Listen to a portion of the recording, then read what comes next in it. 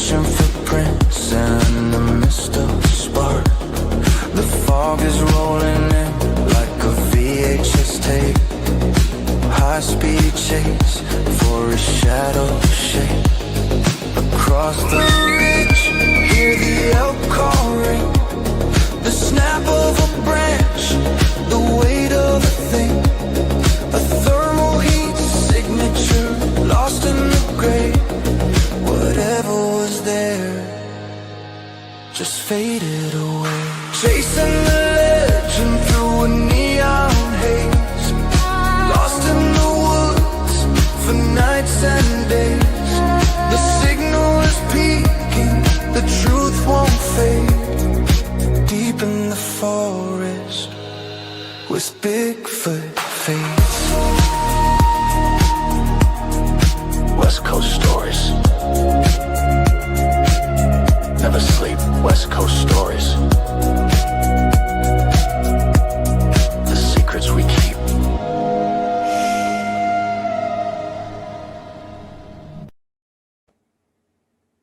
Hello, everyone. I hope you're having a great day. This is Sarah over here with Bigfoot Fades, and today we have Eric with Pacific Northwest Rush. Welcome, Eric. Thanks for having me.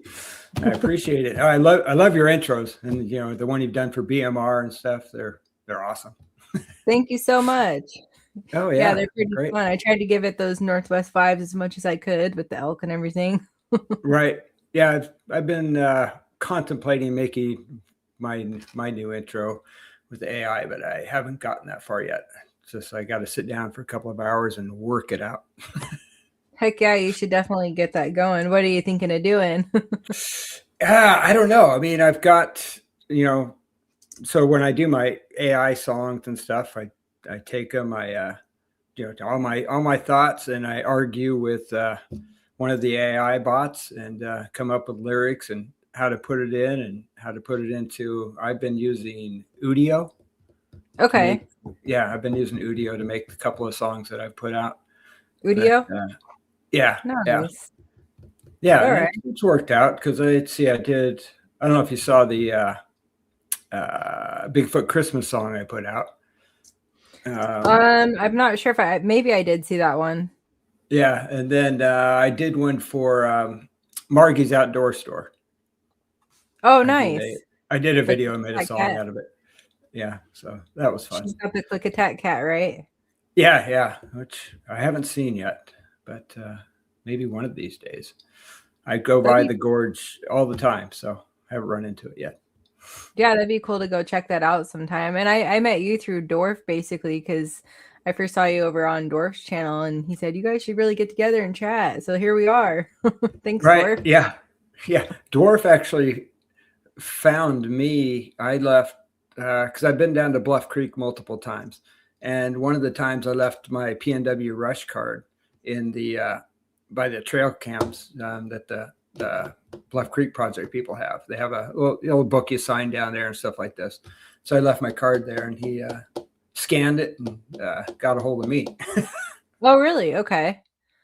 So have you guys actually met in person? Yeah, started watching my channel. We have not. No. Okay. Yeah. So. But you go down there pretty often? Yeah. I'm trying to think. The first time I went to Bluff Creek, me and my buddy Glenn went down there, I think in 21 or 22, I think it was. Okay. Yeah, so we just went down there. We heard about the Bluff Creek Project. We said, hey, let's make a trip down there. So we grabbed our backpacking gear, drove down there. They had good directions to get there, which was great. And it was just before you take the last right-hand turn to get down to the berm where you park, there's this big flat area. And there was a bunch of RVs there, and they had pizza ovens out and all this stuff, and they were barbecuing. And so me and Glenn just stopped to talk to them for a minute. It was the Bluff Creek Project people, or a few of them that were up there. And so we talked to them for a few minutes. And then after that, we headed down to Bluff Creek to just follow the road to the very end. You can't go any farther. That's where you park. And then, and it was really interesting. So we got down there, and this is our first time going down there. And then there was a couple of people packing up their cars. They had just got back from hiking down there. And it was, Jonathan from, why can't I think of his why can't I think of his channel? Like a YouTuber. Jonathan. I'll have to think about it for a minute. Anyway, he has a big YouTube channel. And so ran into him and he gave me his card. So he was the first person I actually followed on the YouTube stuff and Instagram and all that. And then me and Glenn, we just decided, okay, we're going to hike down there and we're going to camp down there where basically Patty was filmed. So it's pretty easy hike. It's downhill. Then you have to go through the actual river, which, it's 1 to 2 feet deep at the deepest. You just cross the river, follow the trail. And then, it's right there. They have it all kind of marked out where Patty was, and they have trail cameras set up down there. So they're always constantly monitoring. And apparently at one point they found I can't remember what kind of a creature, but they thought it was extinct. And it was some sort of just small little rodent or something like that. But apparently it's not extinct because they found it on one of their trail cams. But yeah, so me and Glenn camped down there, which was kind of creepy because right down the first time we went down there, we camped right there, right where basically Patty was filmed, probably like 50 yards away or something. Oh, wow. Just this dark forest looming. And so it was just kind of creepy to camp down there. Nothing happened or anything like that. And then the next day we just go, okay, let's go explore and see what's around here. And we ended up finding a structure. If you go to the Bluff Creek folder and the picture A1, anyway, that was a stick structure me and Glenn found. And that was kind of really our first introduction to finding some sort of tree structure. And yeah, right there. And we were just baffled how it went farther out than you see, but it's just, woven in all these sticks and, not a huge one, but it was just like, okay, that didn't fall naturally. It couldn't have. It's just bizarre. And then if you look just past through that tree structure, about 40 yards, we found a footprint. And oh, wow. Yeah. So, and that would be the next picture, A2. Okay. That.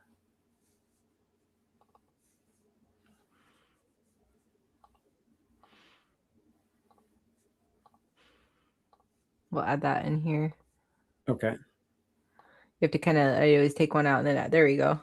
Oh, yeah, do one at a time. Anyway, so we found that footprint. Unfortunately, we didn't have casting material when we found it. Because we really weren't into Bigfoot investigations at that point. We just, we loved Bigfoot. Like, oh, it's got to be real, right? Yeah. Yeah, it's got to be real. So, we just wanted to go see where Patty was filmed. And then we found this. And so we said, oh, crap. Okay. It's summer and there's no rain in the forecast. So basically we said, okay. And this is deep in the woods. No one's probably going to find it, run across it or step on it or ruin it. And it's not going to rain. So we just basically went back up here to Portland, Vancouver, where we're at. And then I think it was 2 weeks later, we made a trek right back down there because we had it marked, exactly where it was. So it was easy to find. And it was still there. And then when Glenn started mixing the stuff up and pouring it in, it's like, yeah, that's a footprint. Yeah, that was kind of like, from that point on, I think we started becoming Bigfoot investigators. That was kind of like the turning point. And I actually have that cast right here. Okay, I'm going to remove it from screen so we can see you a little better. Okay, yeah, so that's the cast. Wow. Yeah. it's not huge, but it's not small. And then there's the depth of it that it went down. So That's really yeah, good. and yeah, so it went down a couple of inches, which we couldn't have done. You know, we didn't even make a dent in the soil at that point. But you know, who knows if it was raining at that point when whatever it was stepped there. And we really didn't see any other prints around there, but just that one. And I think that pretty much kind of got us hooked into Bigfooting. I mean, previously we both grew up in the 70s and 80s, and so our first introduction to Bigfoot would have been, you know, In Search of with Leonard Nimoy. I know a lot of the older investigators say that it's like, oh, that's the first time we ever saw Patty, you know. And from that point on, I was always a believer. I never even contemplated that it wasn't a real video. And now that they're, you know, coming up with all this stuff of how real it is, and they can see the muscular and all that kind of stuff. So, you know, from then on, and then this, finding the footprint, the tree structure, all in the same area at one time. Yeah, so me and Glenn, before that, we're basically just doing hikes. And we would look around, see if we could find prints when we were hiking and doing our backpacking. But then after this, it kind of went more from hiking to Bigfooting, which was, you know, kind of fun. And we're just kind of doing it more and more often. I'm still doing hikes. Like my channel started out with just basically hikes and showing people the different hikes I did and how far they were and that sort of thing, which I'm still doing. So You have some amazing stuff on there. I think I saw one recently. It was a short where you were doing kind of a view was that up in the gorge or somewhere? Yeah, that was it was last week. I think I did that one. That was Beautiful. Horse Thief Bluff, Horse Thief Canyon. That was beautiful.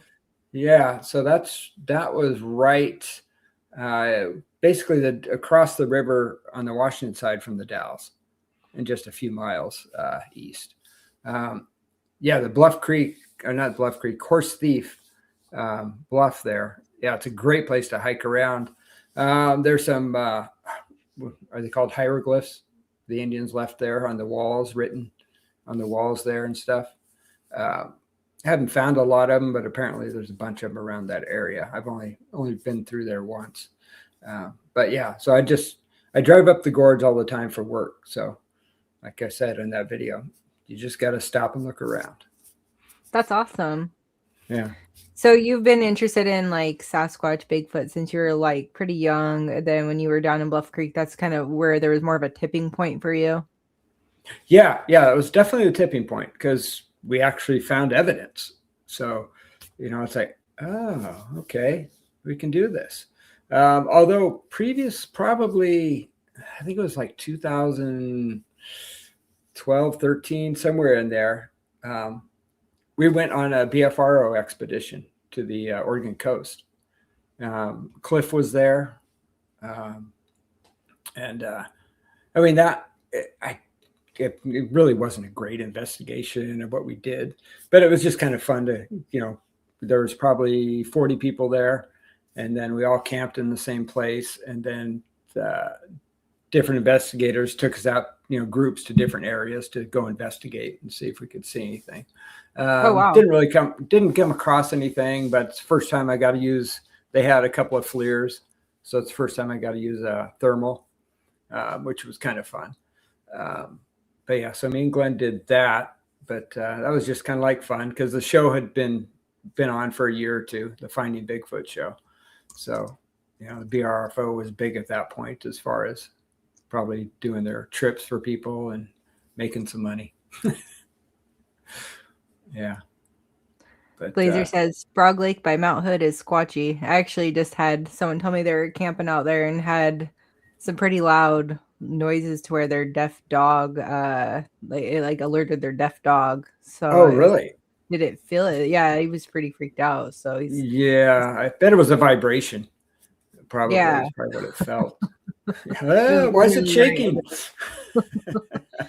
Yeah. Yeah. Oh, so that's interesting. Yeah. Another cool thing on the Bluff Creek area.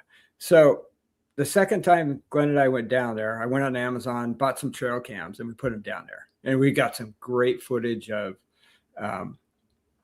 bears and some cats and some deer and stuff like that, which was amazing.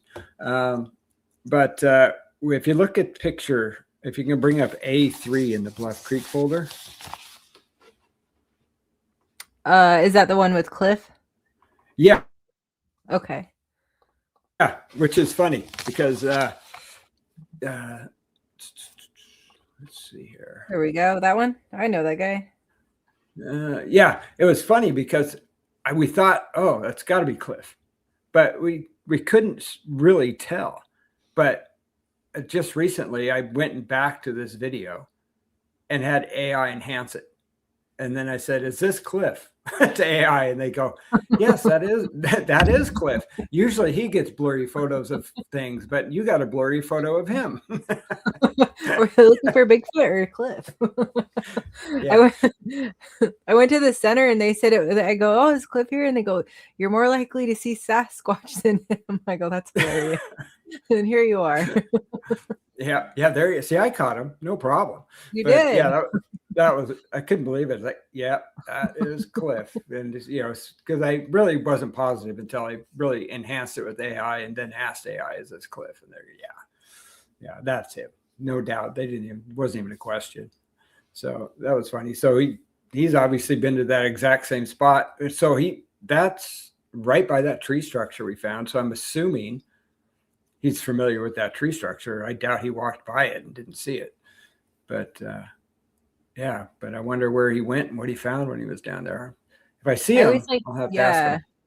I always like look in the background to see if I see anything, like looking at you guys. Like, do you ever do that? Kind of looking double. I started doing that because I've noticed on other people's channels, you read the comments and they're like, "Hey, look at at 19 minutes and 3 seconds. Look, there."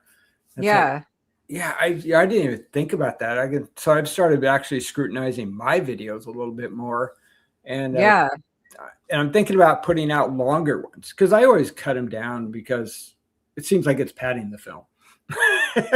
All this walking and but people are actually out there, kind of doing that. They probably can't go out in the field for whatever reason, so they're doing their research here on the screen and just going through people's videos, which is great. If someone sees something in my video I didn't, that would be awesome.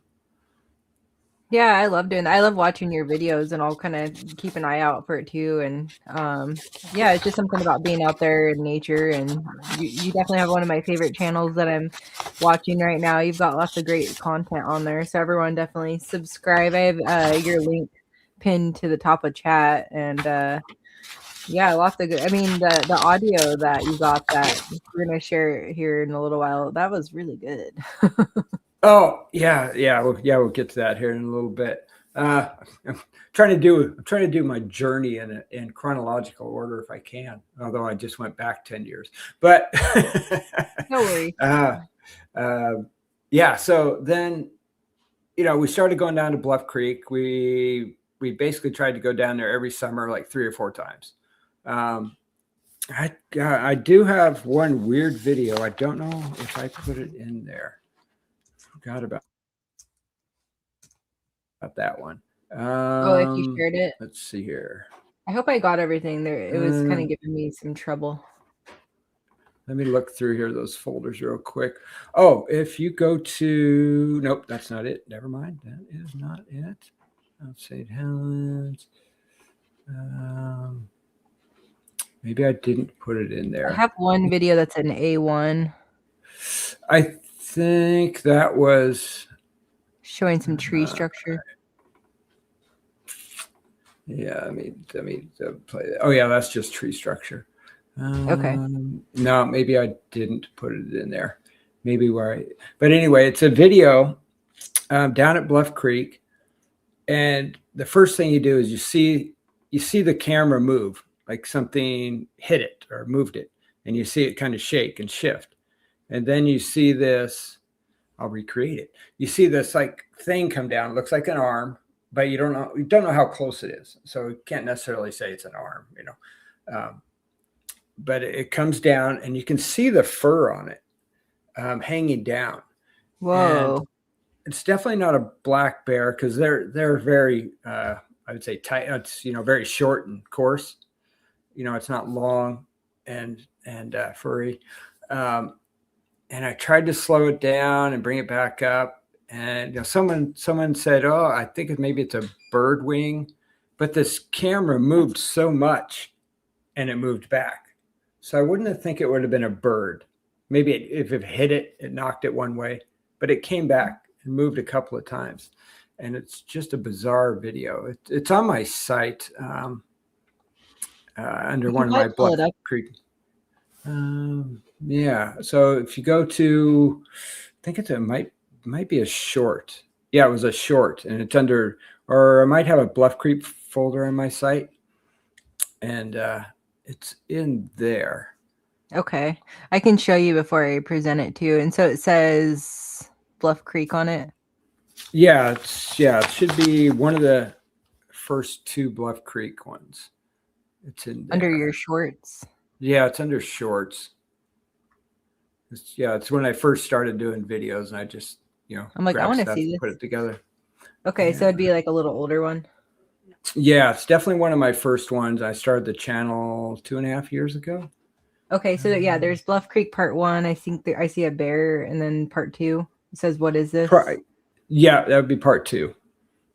That would get to it. Okay.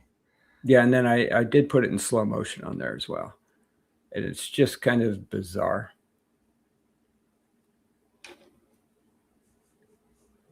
Okay, let me see 1 second.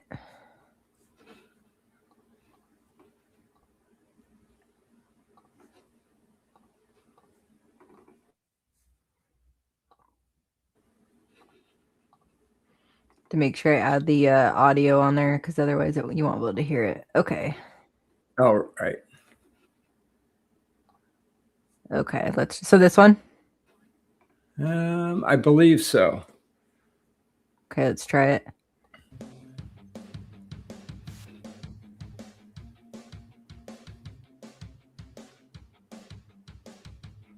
Yeah, it's going to go through some trail cam stuff. Oh yeah, this is it.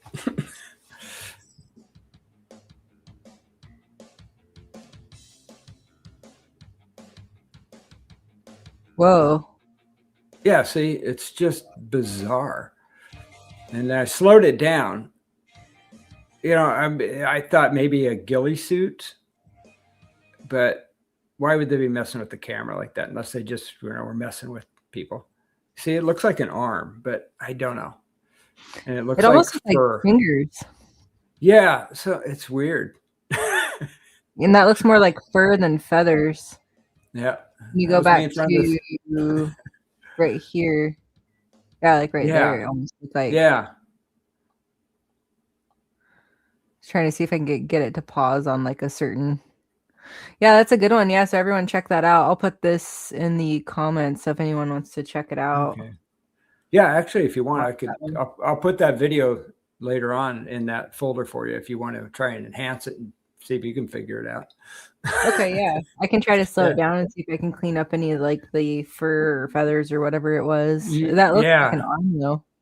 Yeah, and when you watch the original, you'll see how much that camera moves. And because you can tell by the trees in front of you, so that it's just like moving it. Yeah, it's just moving it. So yeah, that looks like an arm right there, like there. Yeah. And so that's really slowed down right there. Yeah, that's me. Yeah, I slowed it down. See, it's I don't know. Yeah, like that texture right there. That almost looks like a matted fur or something. Yeah. Yeah. I mean, I just have no idea. Huh. That was one of the first things we captured. And so that was on a trail cam there?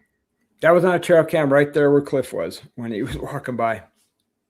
So yeah, I feel like someone is saying like if you put maybe like mirrors in front of them, I wonder if that would work, where you can see like in the mirror what it's doing to the camera. Oh, that's a good idea. I didn't think about that. We actually had 3 cameras set up down there, and they were looking at each other, but it didn't catch anything.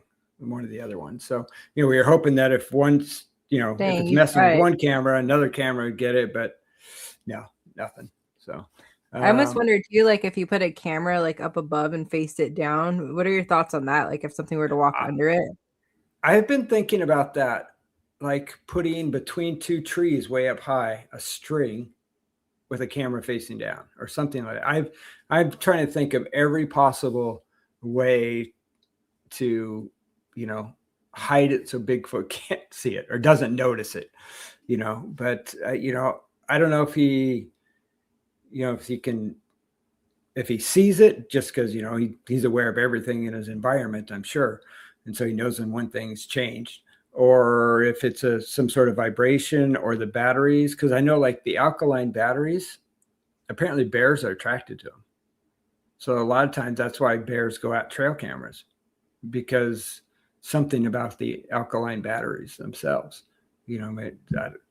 what that is exactly, I'm not sure. I think Survivor Man was talking about that once, about how the bears go after the batteries, and why they tear down. Yeah, so I'm not sure about that, but yeah. Then as far as Bluff Creek, that's pretty much all. We never really got anything after that. Those were the three things, and those were all within the first year. But Okay. yeah, going back, we haven't gotten anything, but we've always stuck down near Patty's area and, hiking around that area. We've never gone. I know a lot of people go up to the Lois camp and hang out up that way.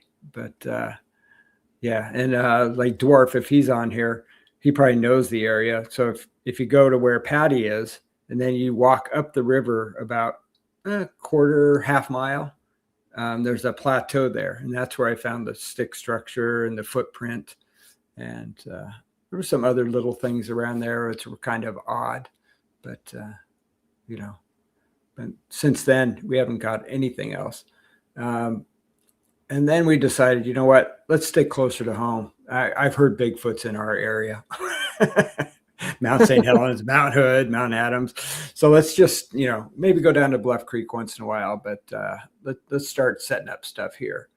So then about 2 years ago, we started just kind of hiking around Mount St. Helens and looking for a good place to do research. And we were just randomly walking through the woods in this one point of, I always say McBride Lake, but it's up around that area. Off trail, and I came across stacked rocks, just in the middle of the woods. There was, a stack of rocks, and I thought, okay, one of these days I got to come back here and do some research and see what's up around here. And then, so I think it was probably a year later. I just told Glenn, I go, hey, I'm going to run up to Mount St. Helens. I got the coordinates of where those stacked rocks were. I want to put cameras up there. So I went up there, fumbled through the woods, got all cut up, finding my way there. And then I found the rocks. They were still there. One of them was knocked off, but no big deal. And so I just put up a couple of cameras, and then, came back. And then I think it was 2 or 3 weeks later, went back up there with Glenn and his son Cameron, and that was fun. I think Glenn got all bloody, cut up, trying to get there because there's no direct path to where we were going. And so we got there, we looked, we got the cameras, and while we were waiting for all the photos to download to my phone, we went out. There's a dried riverbed, just probably 10 yards, just on the other side of the brush. And we walk out of there, and then let's see, I have a photo of this. It was, so it'd be under Mount St. Helens. That was, let's see, there's Falls Creek footprints. Okay, yeah, so Mount St. Helens, do I have it on there? B1 or B2, either one.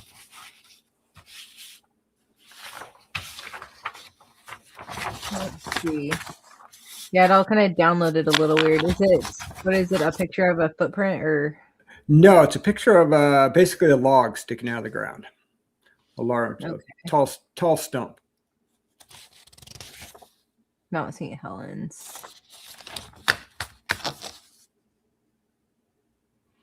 Okay, give me 1 second. I'm just gonna download this really quick.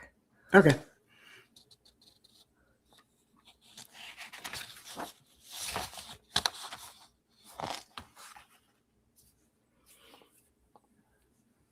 Yeah. So anyway, so we were waiting for the photos to download, and then we found kind of like a little trail that led out to the dried creek bed.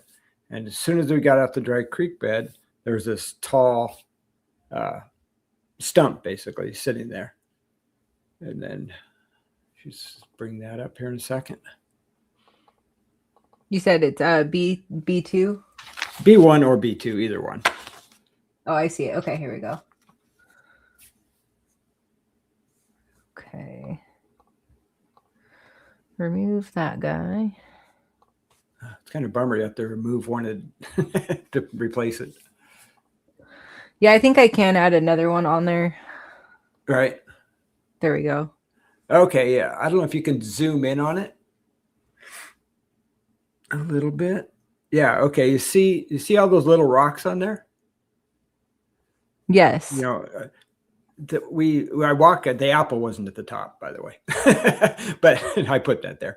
But all these rocks were stacked on this stump.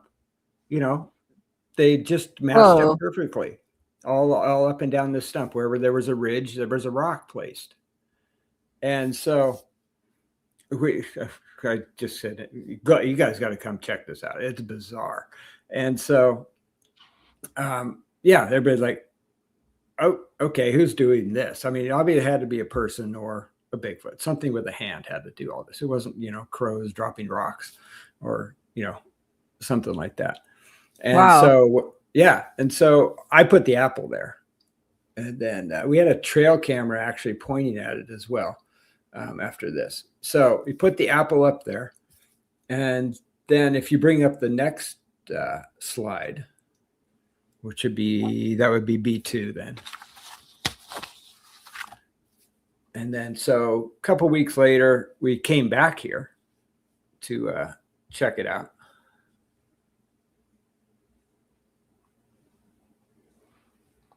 Okay. Yeah, it does want me to do one at a time for the share screen. Yeah. That's all right. At least it's letting us do it. Okay. Yeah, that's right. Okay. You see that rock on top? Yeah. No apple. A rock was sitting on top when we came back. Really? Yep. But the camera unfortunately was full, like probably, way before this. Unfortunately, I've noticed that up in that area, probably between 12 p.m. or 12 p.m. to like 3 p.m. or 12 a.m. to 12 in the afternoon to 3 at night. It's just windy as all get out. So the camera just took pictures of leaves blowing and stuff like this. So my card filled in like 2 days. So didn't get whatever put this on person or. Yeah, and there was no way to get around it in that area because no matter which way you point it, the wind just comes down that dry riverbed and just blowing the leaves and the branches. And so you can't really, you just hope that whatever it is comes right away if you're looking for something.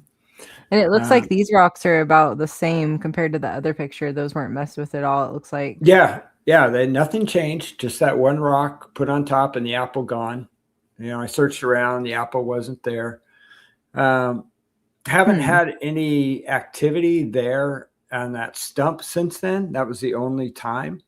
I did leave some other things. I did catch a trail camera. I left my card there at one point. My card was sticking out. So like, hey, Bigfoot, just scan the QR code and come to my channel. And I did get a hunter walked by and he took my card and left me a bullet. That's funny. You have a video on there called bullet for something, but yeah. So, and I caught him. It was him and his girlfriend, or him and his wife, or whatever. They were walking through there. It wasn't hunting season, so I don't necessarily think they were hunting. But he had a big rifle, and yeah. And so he said, "Oh, I'll leave him a bullet for this." Took it. So that was kind of fun. But no other activity there. But there is one other strange thing in that area. If you can go to the next picture, which is B3.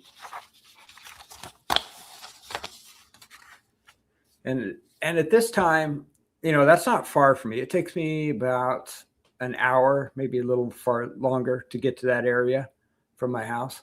So a lot of times I'll shoot up there and do it. So this last summer, I went up there almost every week, walked the same trail, checked the same thing. And Glenn says, well, Bigfoot's probably getting used to you being there, because I'm there all the time. And I'm not a threat. I don't have any weapons besides my bear spray. And anyway, so as we get to off the main trail and we make our way to where this stump is, where our gifting stump is, there's really no trail except for one section. There's a trail that's about 25 yards long that kind of goes through this brush. And this right here is at the beginning of the trail. So that one part we always go through back and forth every time. But the rest of the trail, there is no trail. It's just kind of, we make our way there. I have this as a waypoint on my GPS. So we always head for this area and then go through. And then we went through, and these sunglasses on that tree, they're sitting right at my eye height, exactly. And I've been going through there for weeks. I've probably been there 15 times past that exact tree. And me and Glenn went there. We checked the cameras, checked the thing. On our way back, those glasses were sitting on the tree. Oh, wow. And okay, maybe someone, had to take a leak and they set their glasses down, but no one's around there. It's not really on a trail. And so we looked around to see if there's any sign, and maybe if someone was camping here, but we hadn't noticed it. And so I took the glasses and I did some research on these glasses. These glasses were almost in pristine condition. There's nothing wrong with them. They're right here. And they're great glasses. Oh, wow. Yeah, they're Oakley's. And this particular model was discontinued in 2012. And they're in perfect shape. And the weird thing is, we know that it wasn't just someone that was walking by, had to take a leak and set their glasses on the tree. Because when I took the glasses off the tree, the whole inside of them was full of nettles. So I have no idea. They obviously haven't been in the weather for very long, because like I said, they're in perfect condition. There's no, sun damage or anything to any of it. They're just in great shape, but they were just sitting on the tree. And like I said, the inside of them was all covered with nettles, up, backside, bottom side, everywhere. And so we're just baffled. And little Patty asked about the stump. She said, how tall is that stump? I was wondering that too. Oh, up there. Yeah, well, I would say I reach up. So it's probably 5 feet. Probably 5 feet high. Yeah. Not huge, but yeah, I mean, I could easily reach there, put the apple there, but I had to reach up a little bit. So yeah, it's probably between 5 and 6 feet. Yeah, and then we called this the nose tree from then on. And we actually put up a camera inside a knot of another tree. So you can't see the camera. There's no straps. It's inside the tree and pointing out. So hopefully we'll get something in that area. But it's interesting that they're blue too. I've heard of blue items being put up in trees. So that's something I'm noticing that's interesting. Oh, really? Mm-hmm. I hadn't heard that. That's interesting. Yeah, I've heard of blue dream catchers being found 12 feet up. Oh, I think I saw that video of yours where that tree on the Yeah. side of the, Yeah.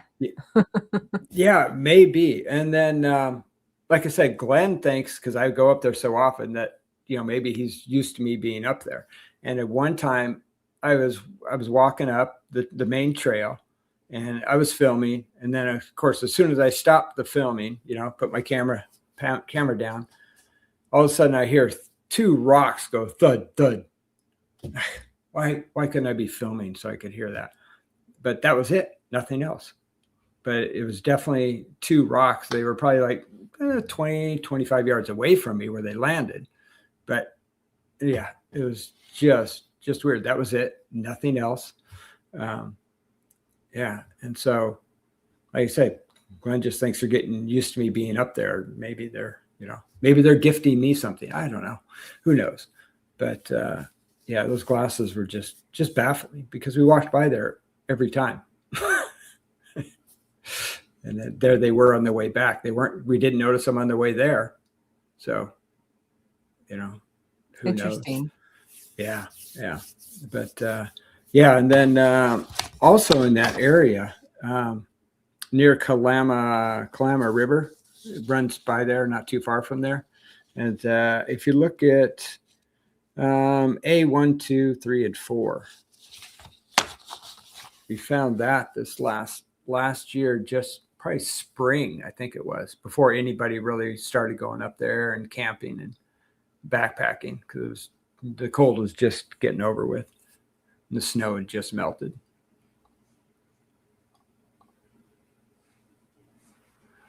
Yeah, so if you look at all four of these, there's four different angles, but it's small, but it's definitely a made structure, sitting there on the side of the bank, shoved in and manipulated, and sometimes on StreamYard it'll kick a picture off. That's not me doing it, by the way. It's very frustrating.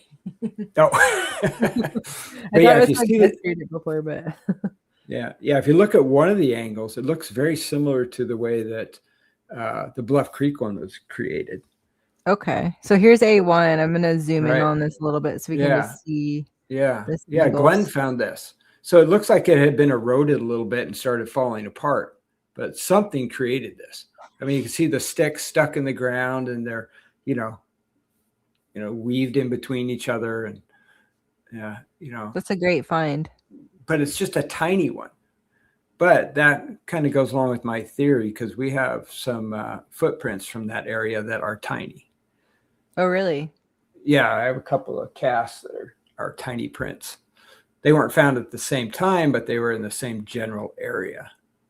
Yeah.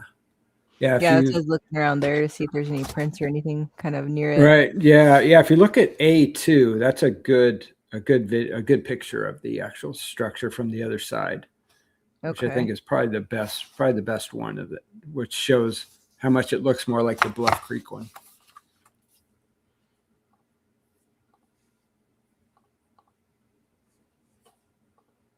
Yeah. You see, it's just, I mean, it's just weird how whatever built that.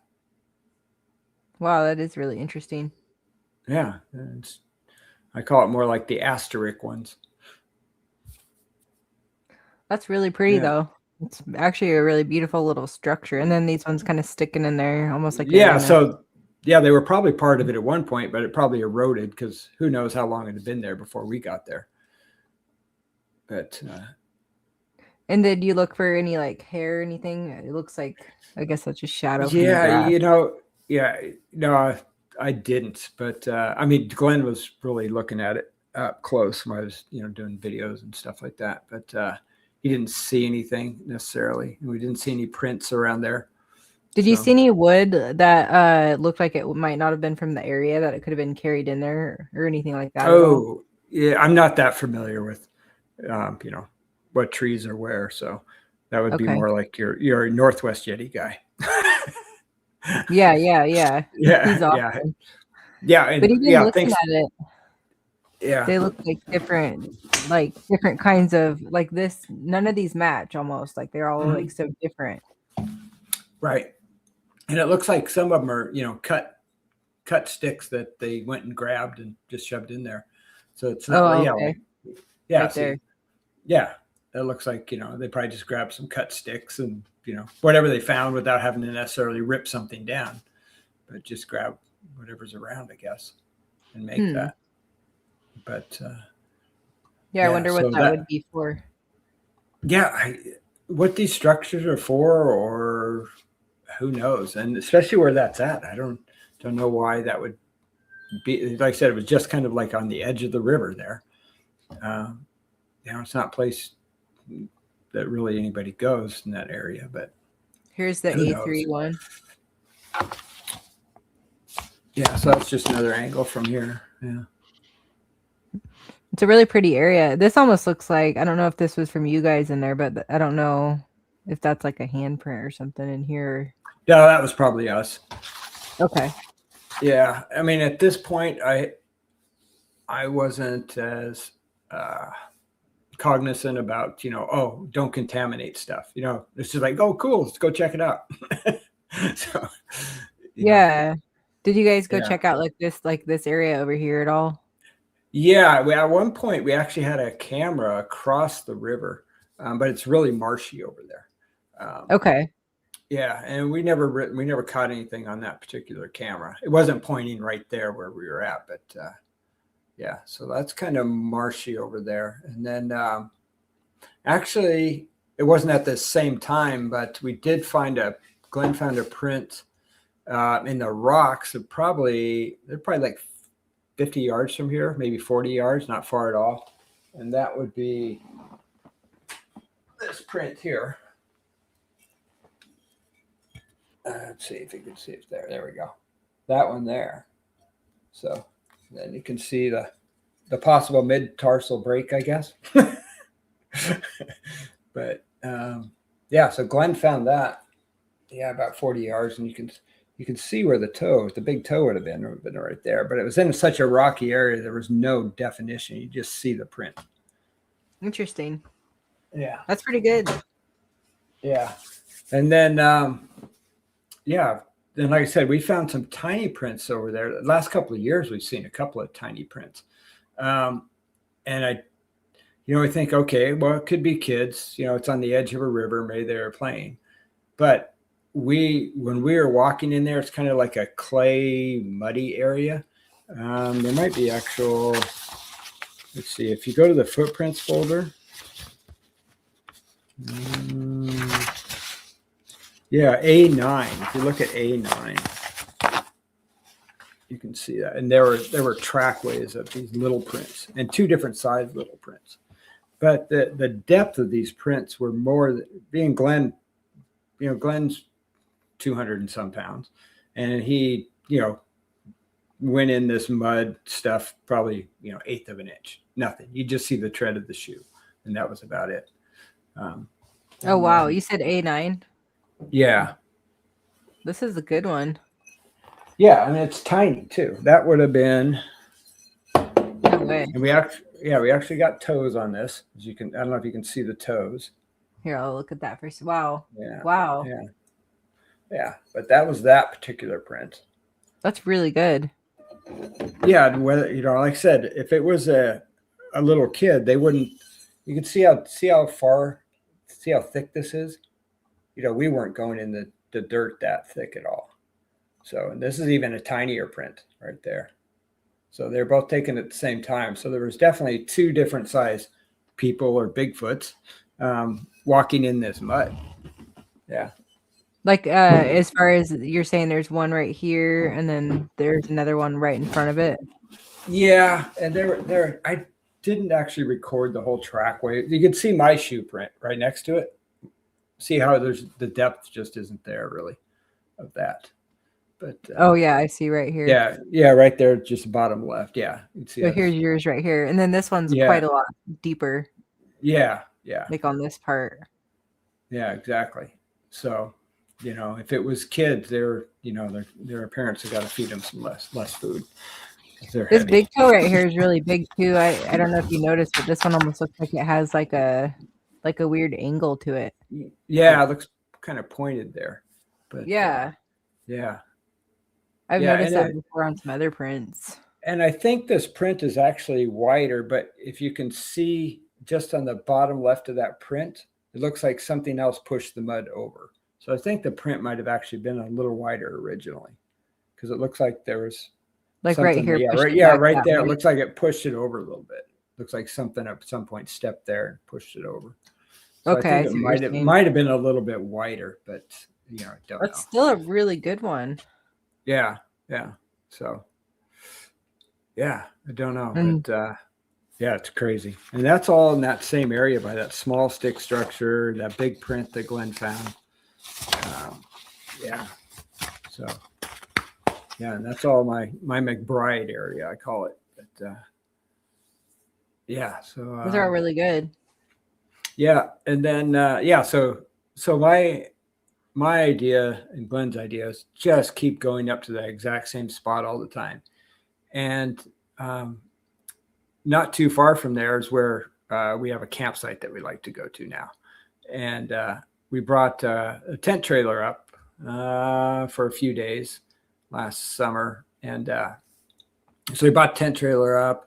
We make a big spectacle of stuff. We have lights all over the place. We watch a movie. We always watch some sort of Bigfoot movie. This one we watched $6 Million Man and Bigfoot. So that was fun. But interesting, the last night we were there, and we woke up in the morning, and Glenn goes, "Why did you get up in the middle of the night and change the propane tank?" I didn't get up in the middle of the night and change the propane tank. He goes, "Well, why were you pushing the trailer?" I wasn't pushing the trailer. So apparently on his end, he felt the trailer just move back and forth, shifting in the middle of the night. Yeah, it wasn't me, Glenn.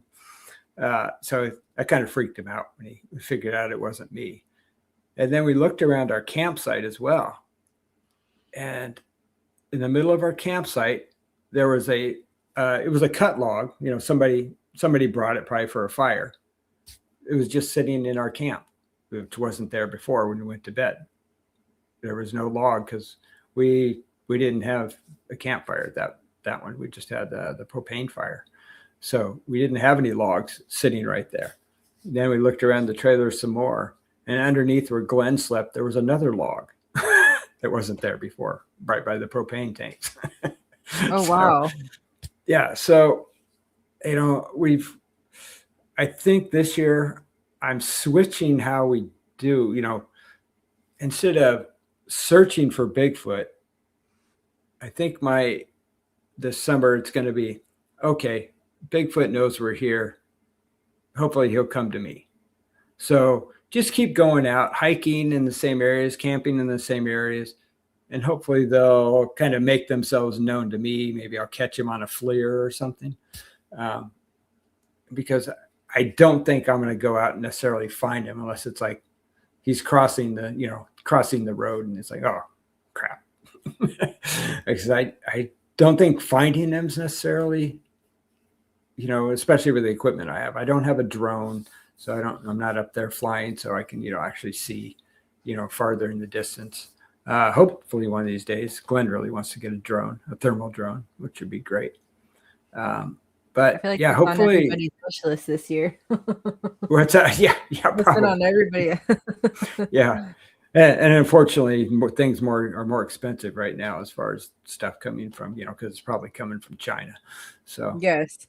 yeah, because I was looking at some electronics the other day, and it was like hard drives, an SSD hard drive. I had to get one for a laptop. And it's like the price is almost doubled now, which is ridiculous. But Yeah, I hear a lot of reports still all the time. I got one yesterday. It was from 40 years ago even, about them messing with RVs and trailers and stuff, just these foreign RVs. So I still have a theory of just kind of going out there and camping out for a couple days and in an RV.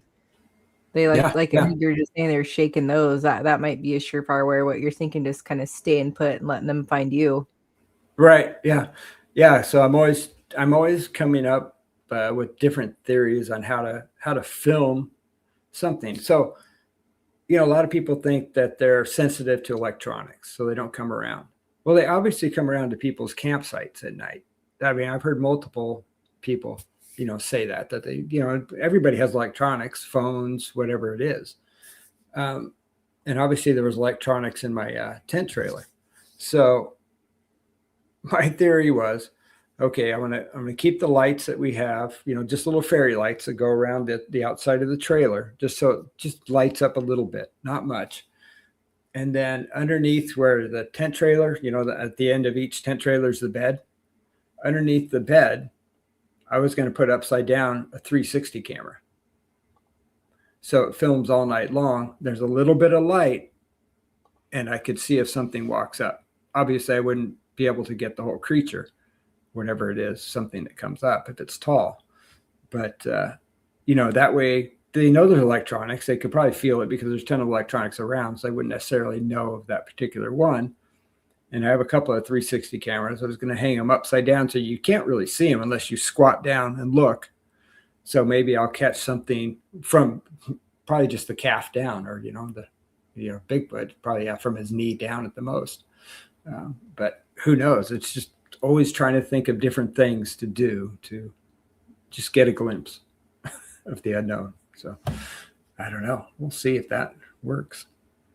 Yeah, I think that's great, trying out different tactics and see kind of what works. That's usually sometimes where people have success, just trying something new, like put a camera inside of like a little bait thing with some apples and peanut butter or boiled corn. They're looking there. And, there's the camera. I'm sure people have tried that, but just whatever ideas you have, I say try it. Yeah, I say, just try everything. But my whole thing, I think, like I said, this year is like maybe Bigfoot will come to me. Yeah, I'll have some sort of trap, camera, something, whether it's audio. Like I said, I've got a couple of audio recorders now, so putting those out every night. We did catch a big knock at one point. It was interesting. I had where we were camping, I had my car, my baby Squatch, my Bronco, facing the tents, and I had the dash cam going all night long. So, I was looking in, see if anything comes in, and I had an audio recording going as well, and didn't catch anything on the video, but I could see when Glenn got out to do his business in the middle of the night. And so I brought up the matching audio at that same time. And as soon as Glenn zips the tent back up when he got in, you hear this big knock, just bam, just one knock. Like, are they saying, okay, he's back in his tent now? I mean, it was just weird. The timing was just perfect. As soon as he had zipped the tent, bam, you just hear this big knock in the distance. It was just kind of weird, strange things that happen. And that's all in that Mount St. Helens area. Like, so,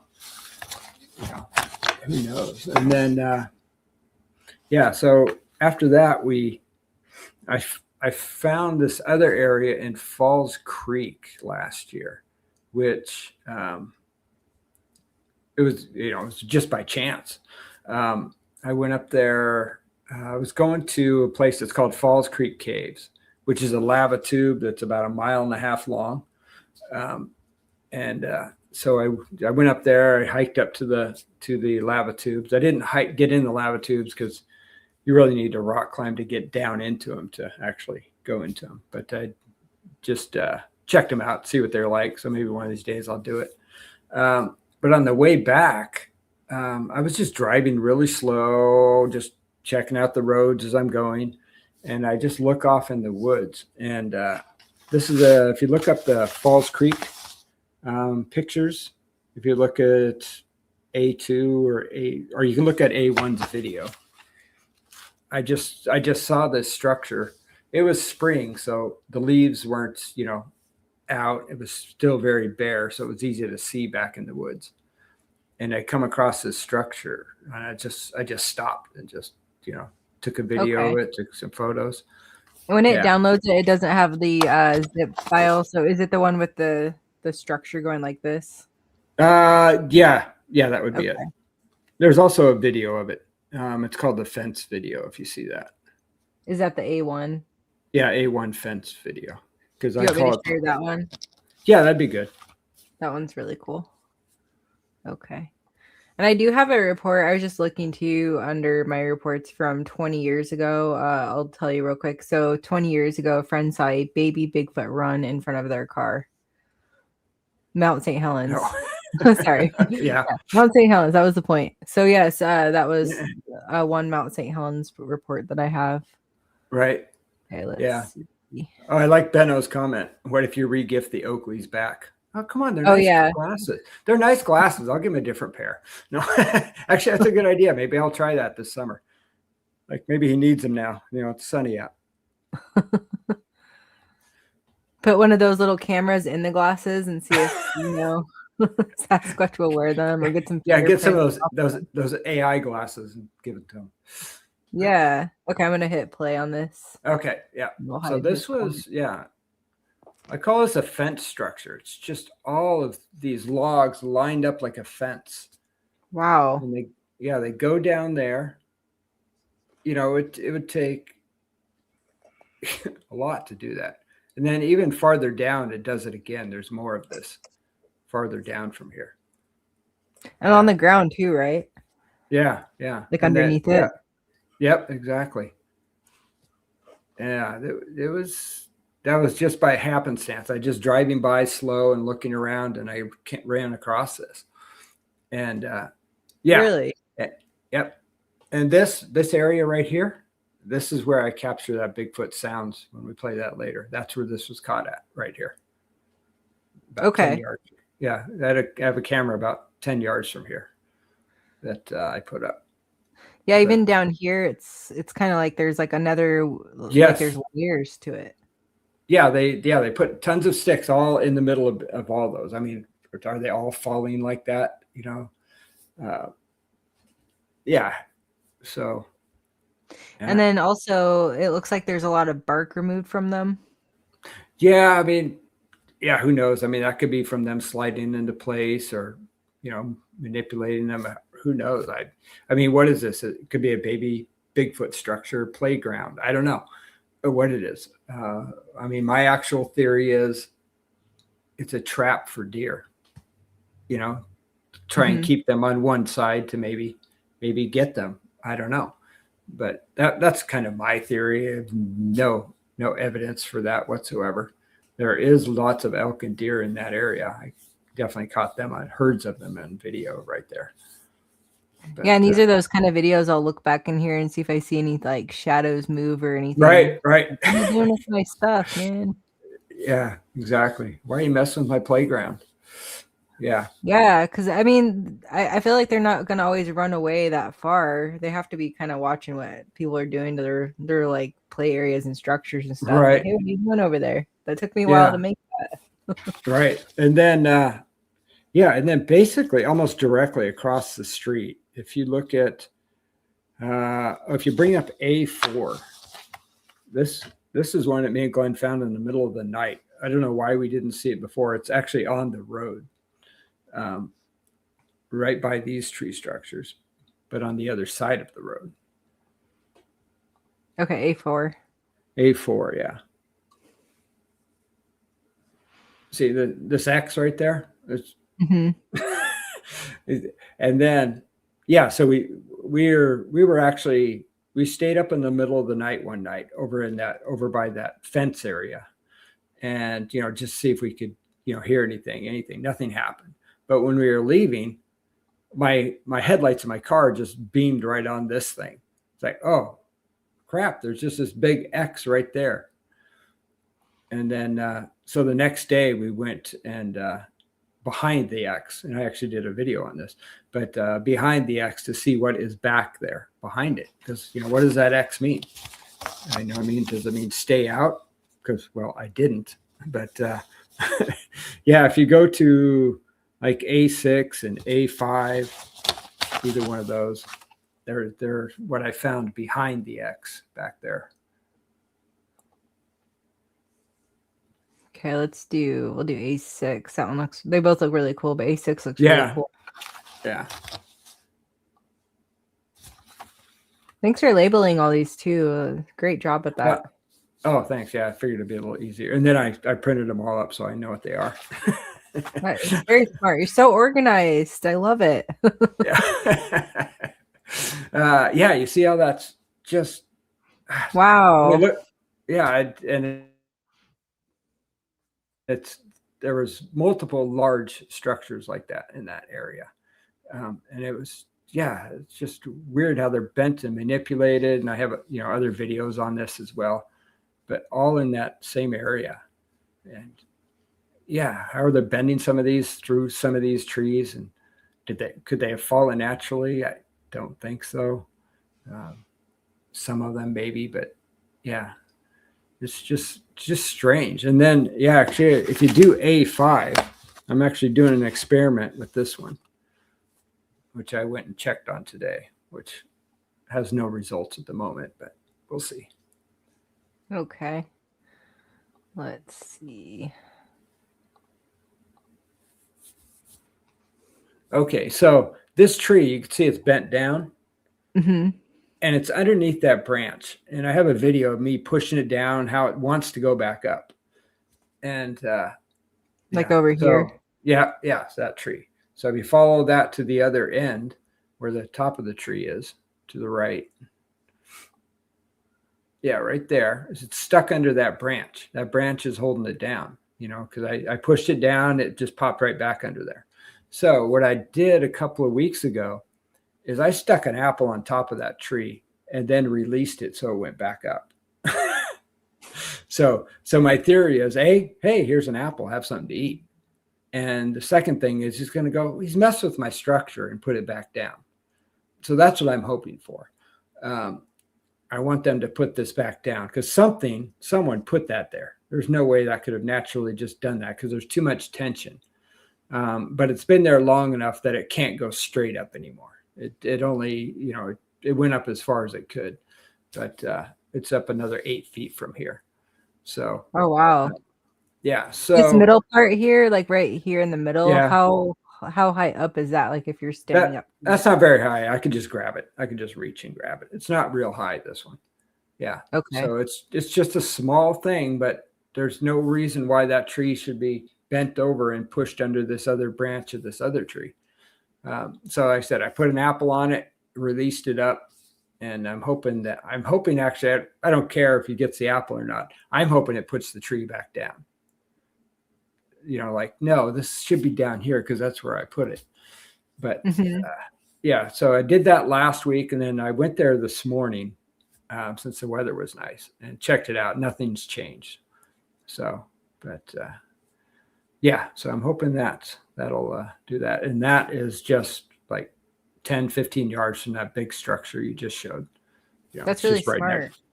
Yeah, we'll see if it's smart. Response. Yeah, it's interesting because I'm trying everything.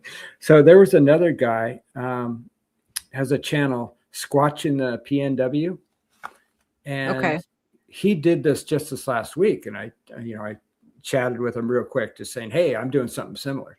But he took a helium balloon, put it on top of a tree. And then he went back the next week. He had it tied to a string, and then the balloon floating up. So the balloon's going to lose air and fall. So it'd probably be just hanging there. But he went back. He found the balloon. It was at the base of the tree. It wasn't tied to anything. And I don't think it blew off, or it wouldn't be sitting right next to the tree. And then he bent the tree down to get the string that was originally tied to the balloon. And it was covered in moss. Oh, wow. Yeah. So the end of the string where it was tied to the balloon was then covered in moss. So did something with maybe moss on their hands grab it and pull the balloon off? Who knows? I mean, I don't think the wind blew it off, or the balloon wouldn't have been just sitting there at the base of the tree. It would have been, somewhere in the middle of the woods. So it could be. Knows? I've heard reports of them being covered in moss and then taking grouse that a couple hunters got. So I've wondered if they will actually use moss and surrounding stuff to like help camouflage themselves. So that theory could go with that. Yeah, that could be. So he's going to redo that himself, and hopefully he gets some sort of results from that. Or what type of moss was it? Mike wants to know. Yeah, That I don't know what it was. If like I said, if you go to Squatch in the PNW, it's a YouTube channel. Okay. You could probably, it's the most recent video. He put it up yesterday or the day before. With your rock and apple on that stump, it looked like there was like hair or moss on that too. Yeah, that was just some sort of moss. That wasn't hair. Yeah, I definitely checked for hair on that, but yeah, Okay. there was that was just some sort of moss or something on there. Falls Creek. That's what I call that one. It's up near. If anybody's familiar with Panther Creek Falls, it's past there a few miles, probably 5 or 6 miles. But haven't found any prints in that area. There's so much stuff on the ground; it'd be really hard to find a print. So, hoping for video or some sort of audio. Yeah. Oh, and speaking of audio, so this is where I caught that, what I call Bigfoot audio, whether it is or not. If you want to bring that one up. Yeah, I love that one. Yeah. So, I'm just gonna close these out real quick. Yeah. So, if you listen with headphones on, it's really, really good. You can really hear it well. So what it is it's a trail camera by what I call the fence structure. It's not facing the fence structure. I didn't want to keep them from messing with the fence structure. They would change it or something, but it's facing the other way. And what happened was, which I found this out later by looking back. So my camera takes 3 photos and then takes a video. And so when I downloaded all of these, I was listening to the video and I just heard this like thumping sound. So I was in my car at the time actually, and I cranked up the audio in my car as loud as it was a go. And I just hear this, it was definitely bipedal, something walking that's very heavy. And then you hear this screech, and then it's walking again. And then in the distance, you hear this screech again. And one thing I noticed is the photos before, you see a deer sprinting. I didn't catch it at first, but there's a deer sprinting across. In photo 1, he's on the right side of the screen. The next photo, he's on the left side of the screen, just a blur. And then the video kicks in, and you hear, it's actually, I counted it, it's 18 steps. Then it stops. Then you hear this sound, and then you can hear it walking again. And then in the distance, you hear a reply with that same sound. So here's the video. This is awesome too. I think this might be the first video I've seen where I actually heard like bipedal footsteps. So here we go. Crank it up if you have a volume.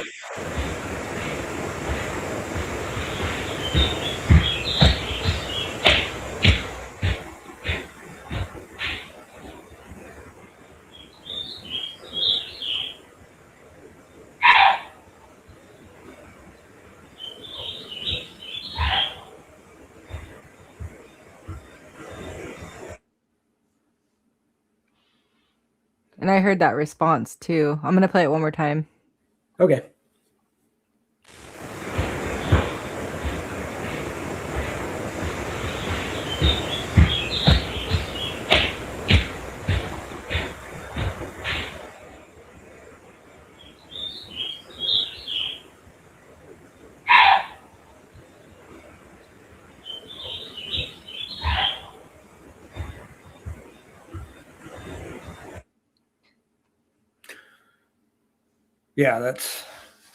So I don't know. And then I actually sent this video to you back in November, December, something like that. And you did some research and you thought it sounded like a chimpanzee. And so you sent me a video of a chimpanzee making an alert call from this YouTube channel. So when I heard that, it did sound very similar. I contacted the actual Northwest chimpanzee people, whatever it was. I think it's a sanctuary. And they got back to me after first saying, well, I wasn't sure if I wanted to open it because I had no idea who you were. But they finally opened it because they were curious. and they heard it, they listened to it. They said, it's not a chimpanzee sound, but I could see why you made the mistake of it thinking it's a chimpanzee sound. So here's a comparison video I then put together of the chimpanzee alert call and my whatever sound I got.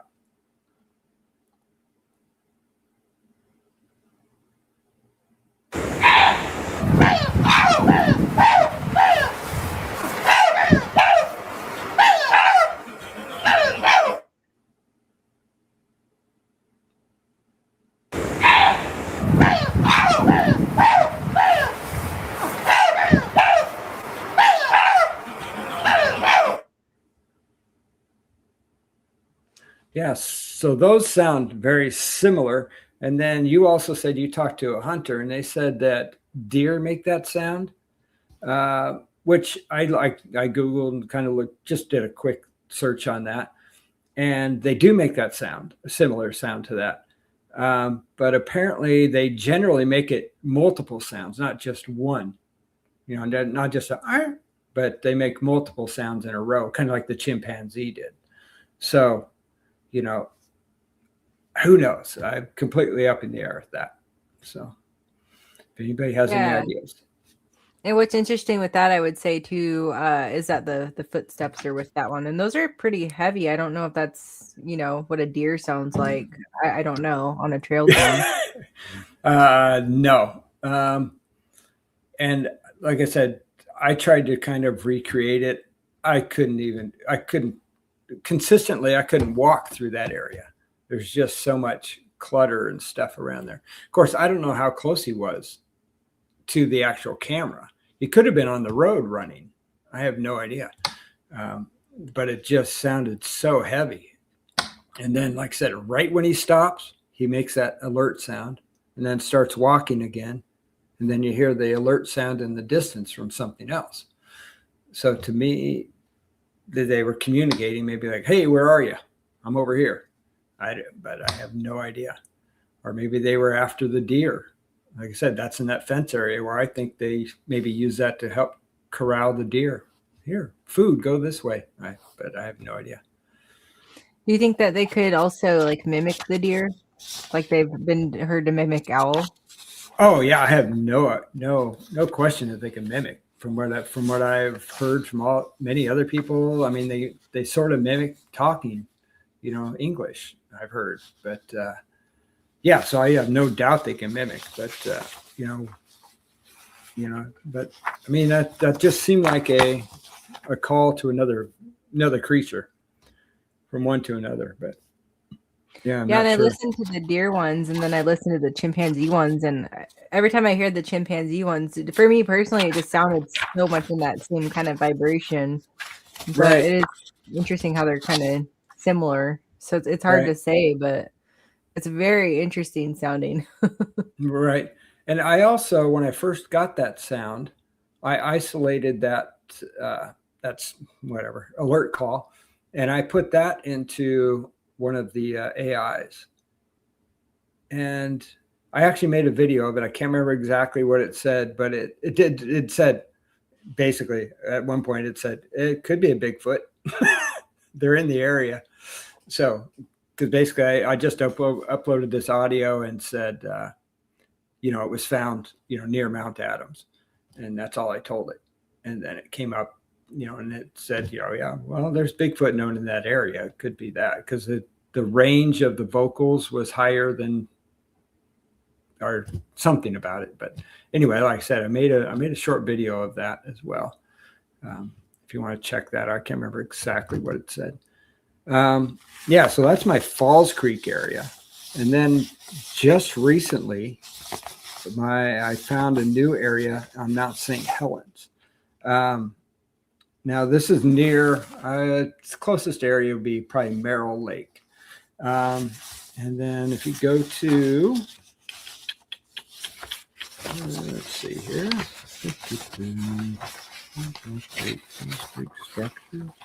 Oh, maybe I didn't make a thing for that. Oh, okay. So that would be in what folder? Let's see here. Let me look it up.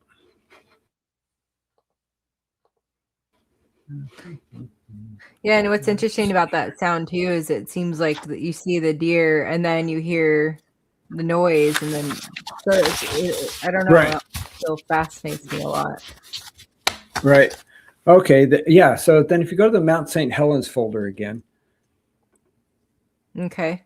and you can go through all of these. They're all the tree structures I found in this kind of one area, C1 through C5. Any of those, or all, you can do all of those. But they're all tree structures I found in this one area near Merrill Lake.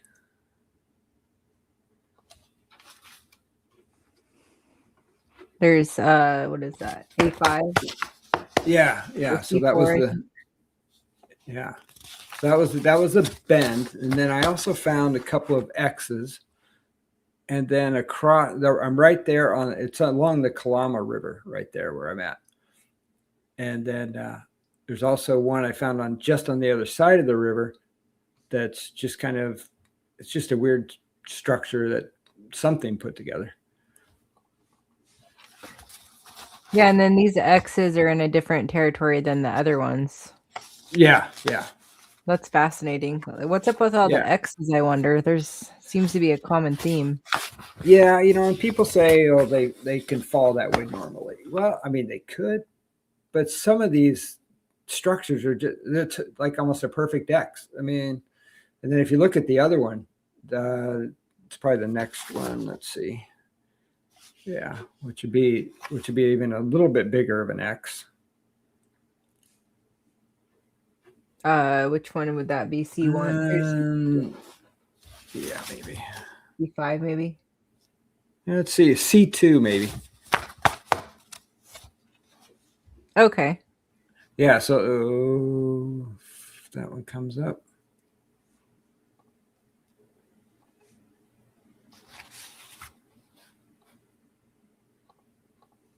Okay, there's C2. Right. And this is the first X I found when I was searching this area. And I actually looked on the bottom left-hand side where that goes into the ground, it's not a fallen tree. There's no stump of a tree there. So that particular stick or branch, whatever, had to be placed there because it didn't fall from there because there's no base for the tree. Now the other one is actually a pushed over tree. But that one here on the left, that one is not. That one has definitely been placed there. Interesting. Yeah. And then if you do C3,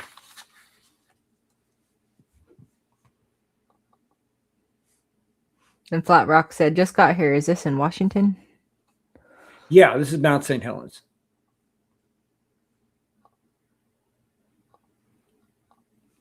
Okay, and then share screen.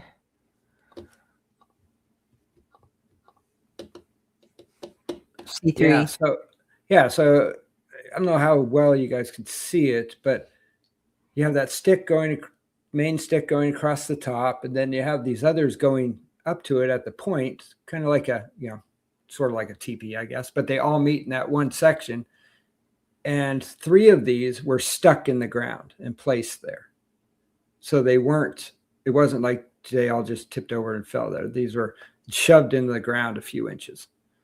So whatever it is, just kind of built this thing. And that was just on the other side of the river from the X, which was kind of fascinating.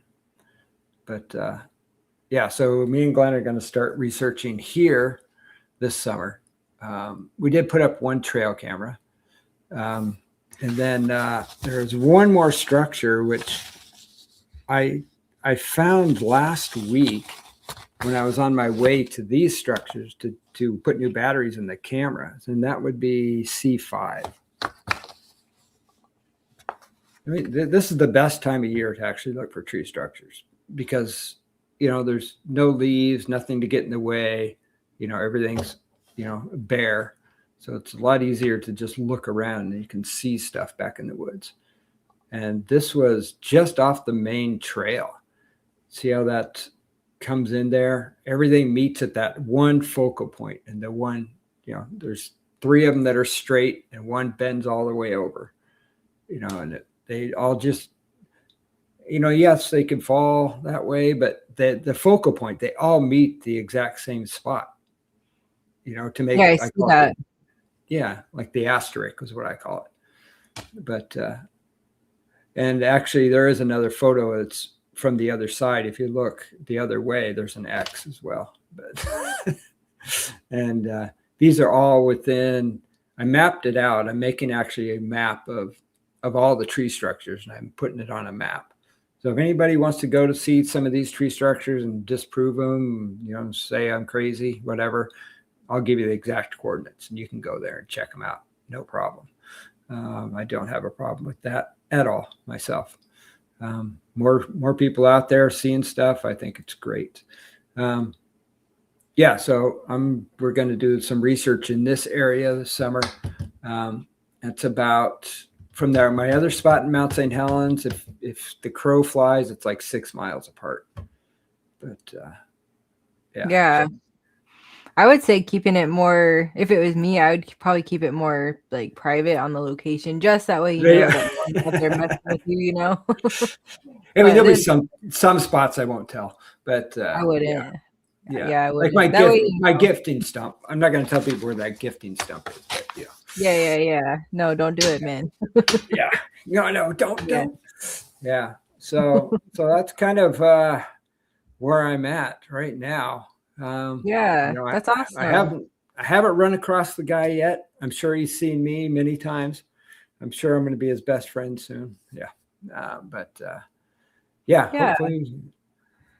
I think you will. I think you're there, it's just a matter of time. I feel like they know that you're out there all the time and your energy, and you got great energy, so they're getting used to you. And I feel like, just getting that experience, you definitely deserve it too. You're out there trying, and again, you have an amazing channel too. I hope you got more subscribers today with everyone watching. You got so much good stuff, and I know you got so much more good stuff coming, Eric. Yeah. Hopefully. Yeah. Just, going out there, trying to go out there like 3 times a month, at least on the weekends, but whenever I can, like I said, my job, which for Falls Creek is great, especially in the summer, because, I deliver medication. So I go up in the gorge on Fridays and Saturdays. So I just go up there, and if I have time, I'll just shoot up to Falls Creek, check my cameras and look around a little bit, and then, head home. So that's awesome. Yeah. Although I did get attacked by an owl in Falls Creek. I went there.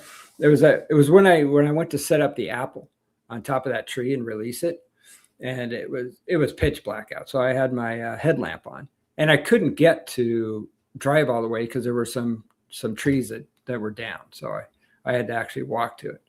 And out of the areas I do, that is the creepiest area. So anyway, I'm walking there in the middle of the night. I'm walking back to my car. I'm like 30, 40 yards from my car. And all of a sudden something just hits me in the back of the head. It just freaked me out. First thing I thought about Bigfoot throwing rocks at me. Great, this sucks. But then I heard some wings, and I looked up in the tree, and there's this big owl just staring at me, like, "Yeah, I gotcha." And so I do have a video on this called, I got attacked at Falls Creek or something. And so, so I took a little video of the owl, and then I turned and I start walking towards my car again. He comes after me again. But I ducked, so he missed me because I heard the wings that time because I was listening for him. Yeah. And then after that, I looked up, he's back in the tree, just looking at me. And I walk backwards to my car and then get in and go home. So it's dangerous at night there. Yeah, you definitely want to be careful for sure. I definitely encourage all of you people going out and doing stuff to get those satellite phones. Yeah. Well, luckily, almost all cell phones now have satellite built into them, so you can communicate if you have to. But I do carry a Zoleo with me. I don't know if anybody's familiar with the Zoleo, but it has an emergency beacon. Yeah, so I can connect to my phone and text people, email people, and I can also send an alert if Bigfoot attacks me. I can hit the button, and whatever, National Guard will come save me. So Yeah, and I have talked to some hunters, and I feel like they said something like their phones were not getting satellite like they say they're supposed to, where their satellite phones were in some of those areas. So just look Yeah. into that maybe. Yeah, it's definitely iffy. If you're in an emergency and you're stuck in one place, it'll work because you have to stay in one place. You can't move when you do it with your phone. You have to line it up just right, and then you can do it. And Okay. you have to be in line of sight. If you're under a canopy of trees, it may not work. But yeah, if you can get to an open area, you can definitely get it to work. It may just take a few minutes, but yeah. So yeah, I think a little emergency preparedness with looking for Sasquatch, Bigfoot is always smart. yeah, exactly. So so anyway, that's my Bigfoot journey so far. Well, I appreciate it. You coming on the show today. How do you want everyone to get a hold of you, and how can everyone support your show going forward, your channel? Oh yeah, just go to the channel, like, subscribe, do some comments, tell me what I'm doing wrong, tell me what I'm doing right. If you have any ideas on how you think I could maybe catch a glimpse of Bigfoot, draw them in, to come in and see me, say hi, let me know. I'm up for anything. Nothing's off the table. I don't have any preconceived notions like some people, specifically, oh, it's an ape. Some people think, it's a demon. Some people think it's other things. Until it's proven to me, everything is up in the air. Paranormal part of it, anything. I'm up just to find out what it is. So. Me too, my friend. Well, it was great talking to you today, and yeah, definitely check it out. I have your channel in the description and pinned to the top of chat. So hopefully get some new subscribers today. Check out Eric over at Pacific Northwest Rush, and yeah, thank you for sharing everything today so much. A lot of really good stuff. Oh, thanks for having me. I appreciate it. I love your stuff, like I said, and you're doing some great stuff for other people, helping them out, which is awesome. So. Yeah. Thank you. Yeah, I love being on the support side. So I'm out here just trying to get exposure for all you guys and learn about it too. So I'm enjoying the journey too. Yeah. Like I said off air, you got to go down to Bluff Creek one of these times. So it's on the list. It's on the list.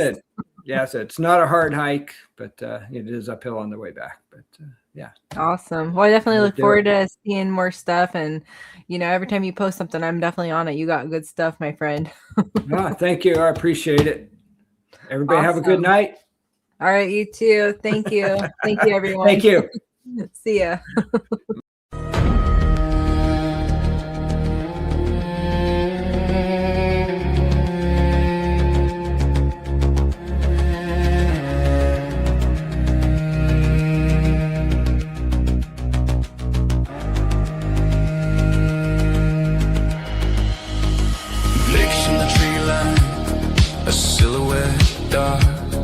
Searching for prints and a mystical spark. Climbing the ridgeline where the air gets thin. The hunt for the legend is about to begin. Chasing the legend through a neon haze. Lost in the woods for nights and days. The signal is peaking, the truth won't fade. With Bigfoot face. Thank you for watching the Bigfoot Fades show, where untold stories are heard. Pacific Northwest stories, the secrets we keep.